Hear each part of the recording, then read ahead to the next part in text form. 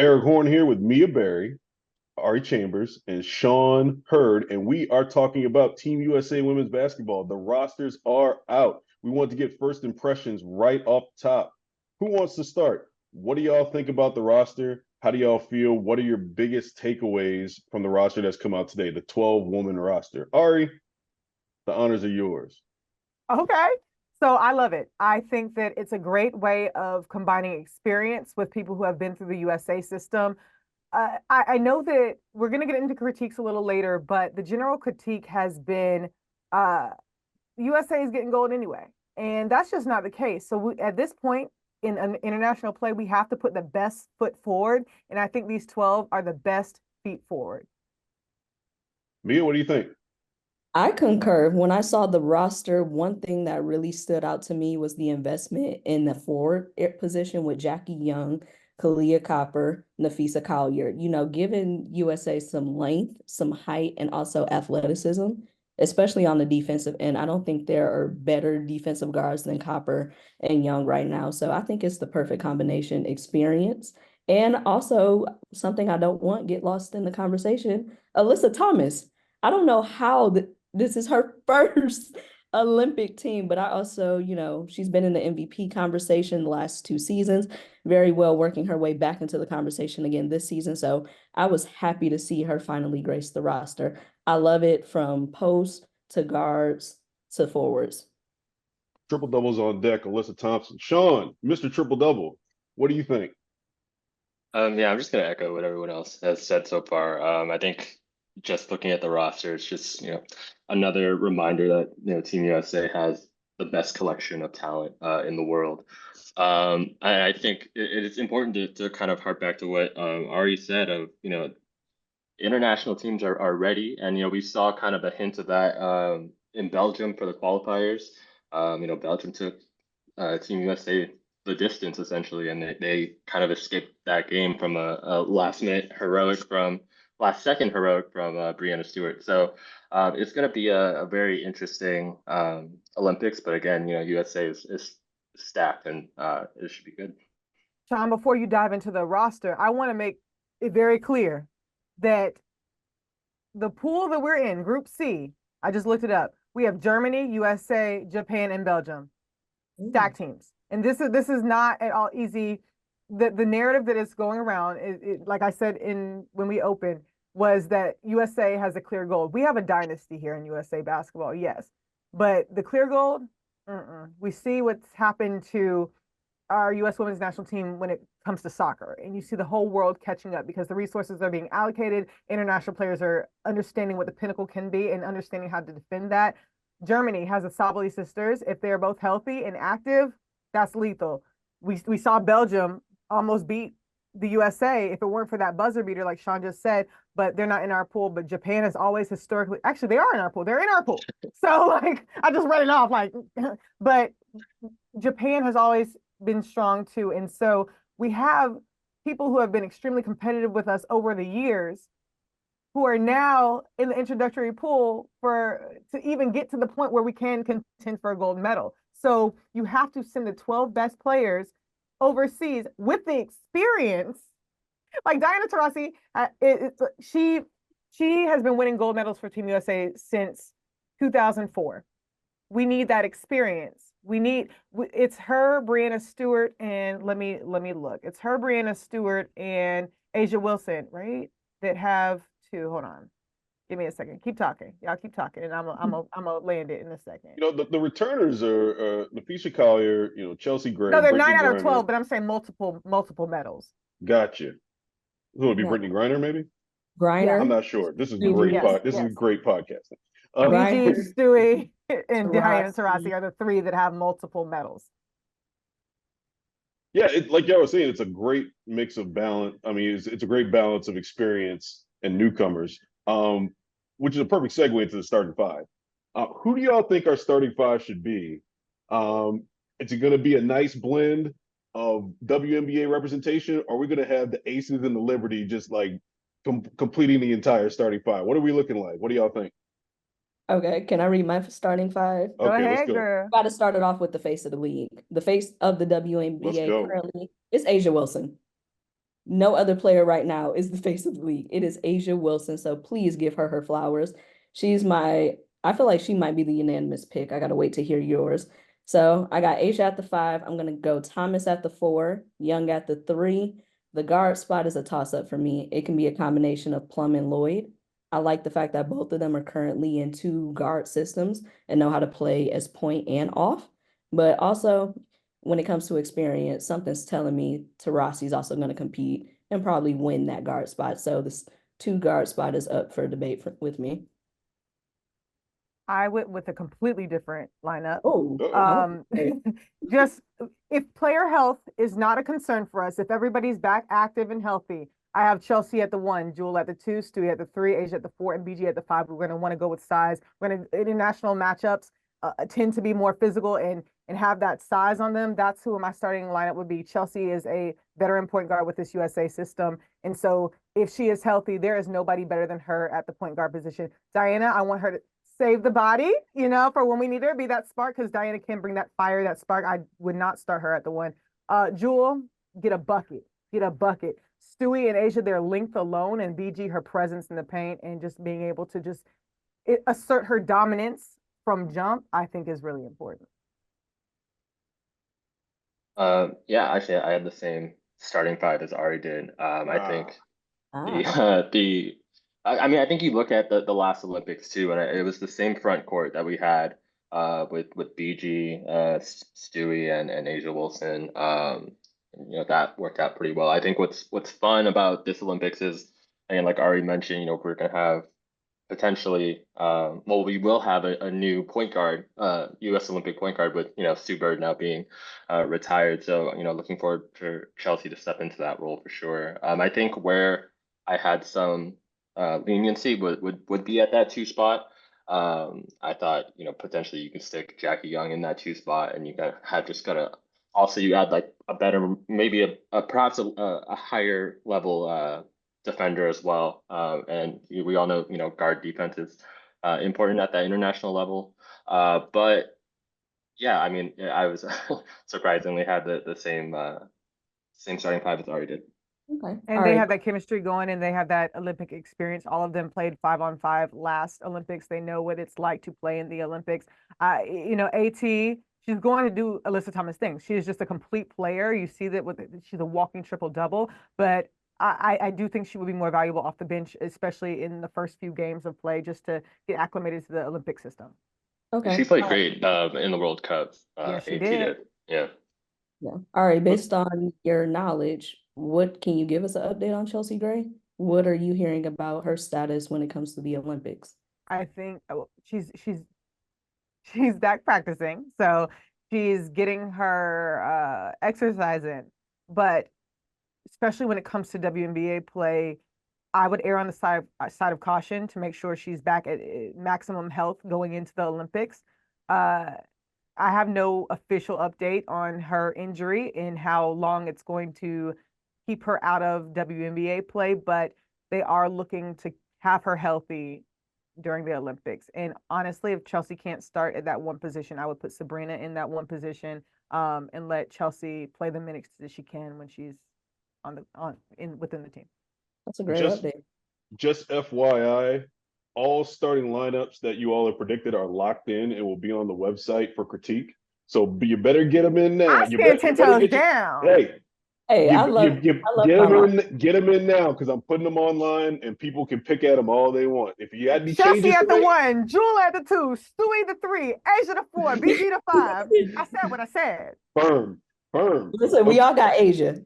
We all got A'ja. Clearly. Like nothing else matters, but nothing else matters. We all got A'ja. So my starting lineup might get critiqued, but I got A'ja. I stay faithful to the Notre Dame alum and Jackie Young. I think you're gonna see some good things if I ever get that lineup on the floor at the same time. But you know what? I like that you meant. Sorry. No, it's fine. I like that you mentioned Jackie, because she's a good testament to how 3x3 experience can lead you into that Olympic tenure and lead you into knowing what an Olympic style pressure and competition can be like.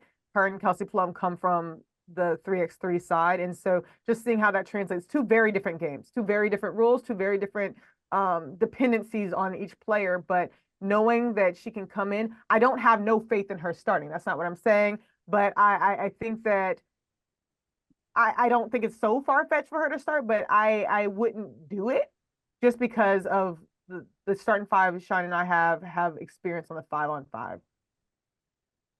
Well, I've got Asia in my starting lineup with me, my 4-year-old son, and my two 70-year-old parents. And we're good, y'all. We're taking all y'all. We're taking everybody. That's all I'm saying. All I Period. need is Asia. He All I said need as is long as we Asia. have Asia Wilson, Yeah, we're all good. 5 positions. Hurd. You're good. Yeah. Asia and somebody off the corner, and I'm good, man. We're hooping. Who do y'all think are going to be some of the people that will be considered in case there is an injury replacement? I think that obviously whenever you come out with a roster, you have some people that are going to be in and out, or somebody that might drop out at the last minute. Who do you think's next on deck for for Team USA? I mean, for point guard position, it's going to have to be Caitlin Clark. If Chelsea Gray can't go into Olympic play because of injury, and at the 5, I would say Brianna Jones. That's one of the ones that I wish we had more roster space for, because her size is so necessary in international play. She's a dominant presence. She was playing her best basketball until her Achilles injury, but she is now back full and getting the swing of things. So I would say it's going to be Caitlin Clark and Brianna Jones. I would like to toss out one name I don't hear being mentioned enough. I wouldn't mind seeing DeWanna Bonner as a potential Olympic, replacement. She gives you a little versatility at that guard and forward spot. I wouldn't mind seeing her. Also, everyone's clamoring another Notre Dame grad in Arike Ogunbowale, who's actually playing some pretty solid basketball that could also be in contention. My only drawback on Caitlin Clark is that she has been very vocal about how she's still adjusting to the physicality of the WNBA. And overseas and foreign overseas and Olympic basketball is actually WNBA physicality, but on steroids. Some of those lean-in fouls that she's accustomed to at the US level, she's not going to get in international play. So that's the only thing that really worries me. And also the fact that she has not had a break. Imagine playing basketball year-round, full year-round. Are we really going to get her best level of basketball as a rookie on the international stage? So Clark is a little bit of a toss-up for me. Will it be great for her to make the team? Absolutely. But I don't think her being, denied from this U.S. Olympic team will actually hurt her in any way, shape, or form. She's Oh, no, I already. mean, that's not what I'm saying, girl. That ain't what I'm saying. I'm not saying Listen, she's not. Let's be very clear, because I'm just that worried ain't what about I'm her saying. durability. I'm just No, worried no, about her that's fine. durability. You see Alyssa Thomas toss her like a I dog. and I agree with you. I agree with you, but I'm saying as pure point guard position, that's who I would have. Arike, uh, she had an amazing camp. She rose to every occasion, and she still wasn't selected for Belgium. And that to me shows that the potential for her to be that substitution if somebody were injured. I don't know what the disconnect is between the selection committee and Enrique, but I don't have faith that it would be a good fit for this Olympics if that were the case. Now, DeWanna Bonner, I didn't see her in camp at all. So the USA pool we're going to have to consider of who to draw from. But yeah, mine stand where they stand too. Okay. Sean, any thoughts? I got it. Sean said, "I'm gonna just mind my business." Sean said, "I'm going to stand over here and That sounds good to me. I'm not gonna dive into those waters. That's what Sean made a business decision this morning. Let's wrap it up with this, y'all. Any closing thoughts? But other than that, I had a question that I was curious about as somebody who's still learning about the WNBA and how 3-on-3 works on the Olympic level. I saw that Ryan Howard is going to be on the 3-on-3 team, and she's somebody who I thought would be worthy of being on the 5-on-5 team. It was going to be one of those kind of people who are going to fill out the roster, be one of the next ones that in case of an injury. But Ari, you mentioned that you might have some insight into how the 3-on-3 works and the selection for that against 5-on-5. Educate us. Just let me know, how the 3-on-3 teams are selected and what goes into that process a little bit. Yeah, 3x3 is a very different style of play. It's quicker. You have more responsibility as a player. It's kind of last Olympics, we saw all 4 players being from the WNBA. This year, we have it mixed up. We have Haley Van Lith, collegiate player, Sierra Burdick, who is a specializer in 3x3. You have Ryan Howard and Cameron Brink. Cameron Brink is a rookie. Ryan Howard, to me, could have easily been on the 5x5 team. And so when people say, who would you take out based on camp alone? And if I'm looking at it through a non-biased lens, because of her performance in Belgium, I would have replaced her with the Jackie Young. Just in this situation, we know Jackie Young has proven the 3x3, but I knew that they were going to lean into Ryan playing 3x3 a little bit because in order to make the 3x3 team, there are qualifiers that you must fulfill prior to the selection process. So when they had her play 3x3 in Springfield, I knew that they were leaning a little bit more towards that. Now, Ryan Howard can have the ability to score when you need her to score.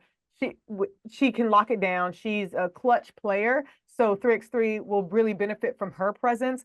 But as far as 5-on-5, I think that she had a great case. And if we're talking about snubs, I think that's one of the ones that could have been considered a snub. Now, Mia mentioned Arike too. I think that's one of the ones that could have been considered a snub when it comes to the selection process. So they found a place for Ryan, and that makes me very happy that she'll be utilized and her strengths will show. And she's a competitor and she knows how to be clutch when she needs to be. And that's a great balance between her, Haley Van Lith, Cameron Brink, and Sierra Burdick. Again, they have played together during Springfield's 3x3 moments. But I think if you want to consider who could have been on this team, Ryan Howard, in my opinion, should have been on the 5-on-5 team.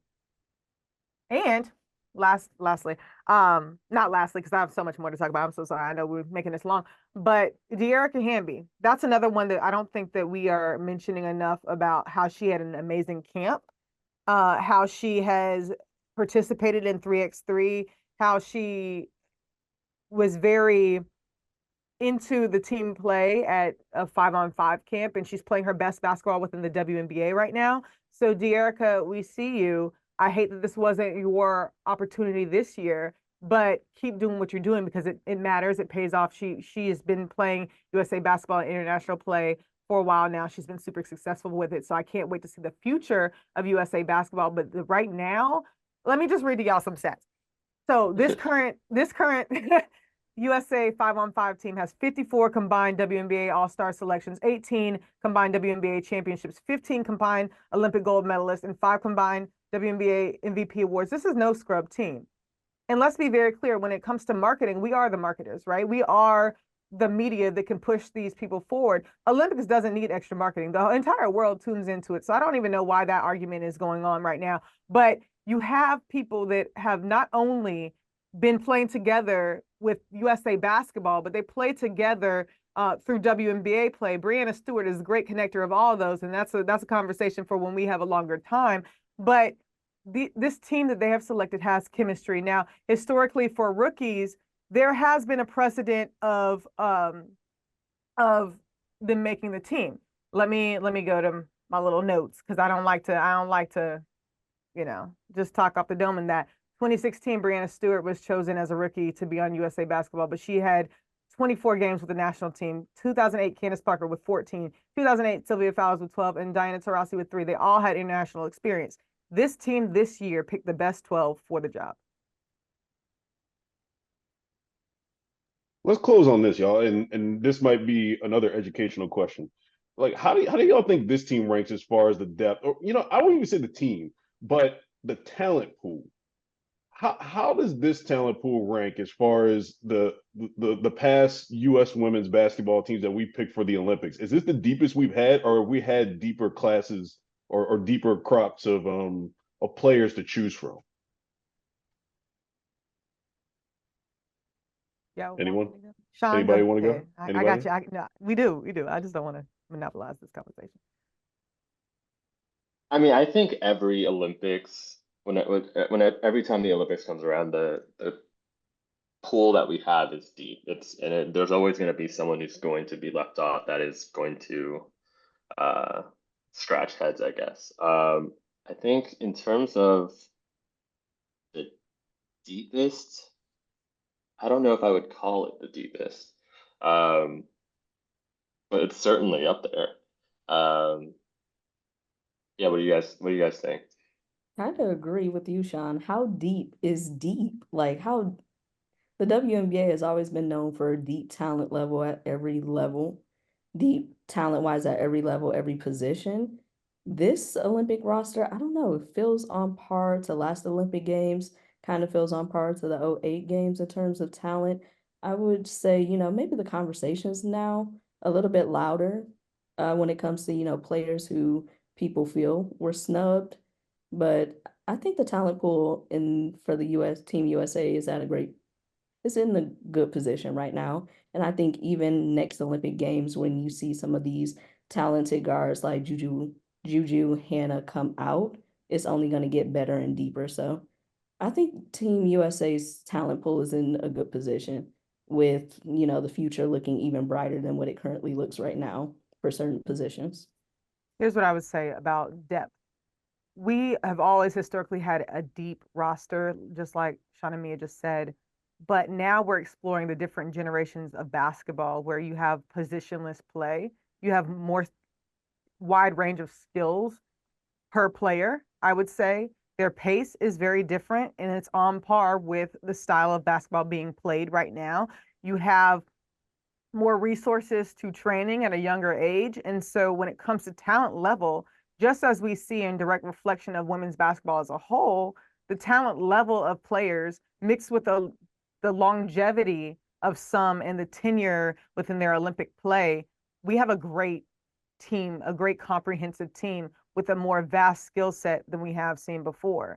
And that's what I'm looking forward to. And I know that a lot of talk has been around the future of USA basketball, but I think that this roster has a great blend of youthfulness and tenure and people who have been playing USA basketball since their teens that can carry that experience, that chemistry, that coachability, that skill set into 2024, the year of women's basketball, the year that we're going to really be battle tested because every other country is stepping up their resources within women's basketball as well. We can't be that narrow-minded to think that these countries aren't catching up. But as far as depth, the skill set to me is deeper per individual player than what we have seen in the past. Now, do I think that in the future we need to consider like point guard positions and true fives? Yes.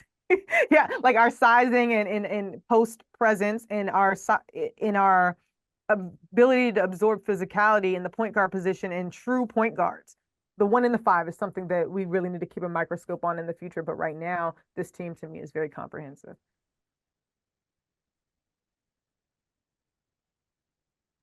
Your boy's muted. Great discussion, y'all. I appreciate everybody coming together today. Ari, Mia, Sean, thanks for watching. We'll be back during the Olympics and in the lead up to the Olympics talking about the U.S. women's national team. So make sure to check out Andscape.com. Make sure to check out all the people on the panel today on their social media. We'll see you soon.